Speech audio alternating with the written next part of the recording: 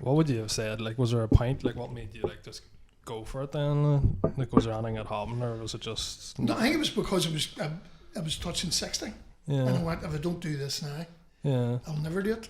Yeah. And I wanted to do it while I still had the energy and touch wood. I've got my health, and for some reason I've still got loads of energy, and so I didn't want to wait till it was too late. Yeah.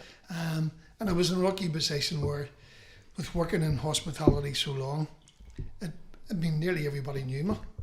yeah, Whether it's a good thing in pubs or not, I don't know. But so I knew they were going to give me as much support.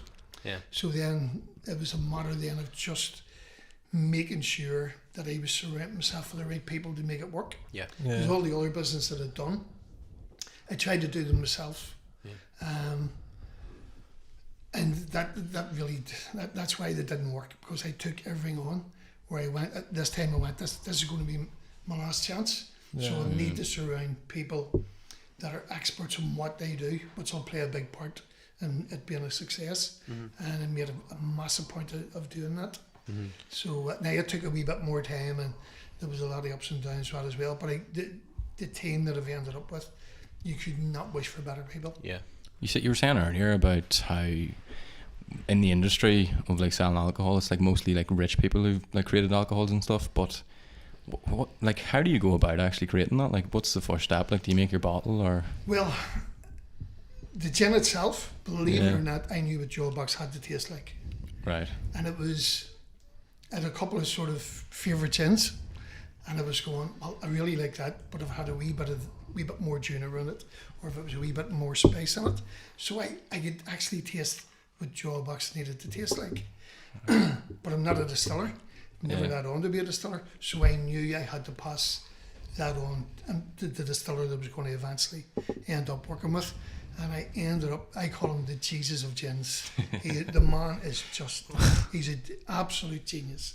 He can turn, the reason I call him Jesus of gins is because he turns water into gins.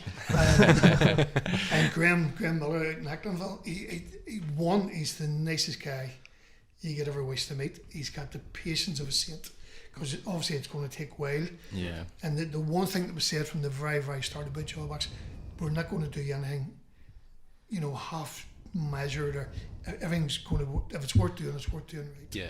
And that was so important, Yeah. because we went, we're not going to bring this out. It was never about making money. It was about bringing out a really amazing product that we could all be proud of. yeah, And when I got the four of us that own Jawbox now, every one of them is as passionate about the brand and excited about the brand, even to this day. So that brought an excitement to the whole project, which was brilliant. So I'd met a few other peat distillers and stuff before, and they were brilliant, don't get me wrong. Everybody I met was amazing.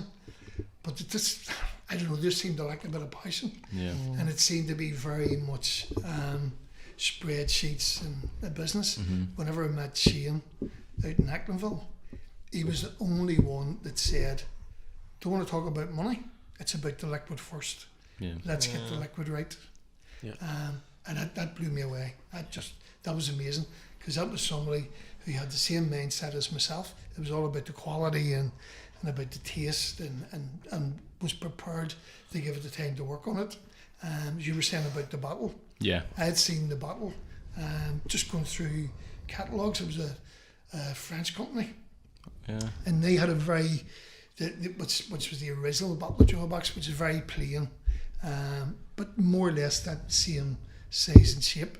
This one now is our own bespoke bottle, so we have added a wee bit more detail to it, and then it's embossed with a Belfast cut and the Jawbox Birds Company, and it's just a better quality glass, and that took a couple of years for us to get to that stage, Yeah. because that's obviously quite expensive, getting the moulds made and stuff like that. So that was all part of the process of how the brands developed and become better and better, and all the wee tweaks that you make.